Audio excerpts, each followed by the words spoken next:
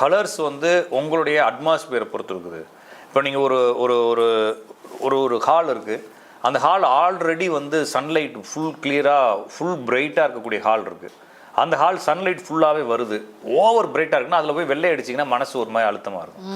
அதுக்கு ஒரு dark colour அடிச்சிங்கன்னா அந்த அப்படியே ஒரு ஆப்மிட்டு அவர் ஒரு மாதிரி சூப்பராக ஒரு ஃபீல் கொடுக்கும். அது நீங்கள் சுச்சுவேஷனை பொறுத்து தான் அடிக்கணுமே தவிர, நான் அடித்தா வெள்ளையை தான் அடிப்பேன், கருப்பில் அடிக்க மாட்டேன்னு சொன்னால் நீங்கள் வீணாக போயிடலாம். அந்த சுச்சுவேஷன், அந்த லைட்டிங் உள்ளே வர்றது, அந்த அந்த அந்த என்விரான்மெண்ட்லாம் செக் பண்ணிவிட்டு நீங்கள் அடிக்கலாம். நிறைய கலர் ஒரு வீட்டுக்கு அடித்தாங்கன்னா அவங்களுடைய மனநிலை மாறிக்கிட்டே இருக்கும், குழப்பிக்கிட்டே இருக்கும். மேக்ஸிமம் ரொம்ப பிளெயினாக ரொம்ப பிரைட்டான கலர்ஸ் அடிக்க சொல்கிறாங்க வீட்டுக்குள்ளே.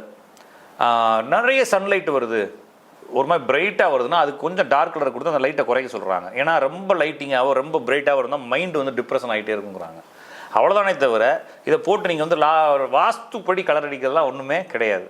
வாஸ்துவில் ஒரு காலத்தில் கல் மண்டபத்துக்கு தான் வாஸ்து வச்சுருந்தான், எங்கே போய் கலர் அடித்தான் ஒன்றும் கிடையாது.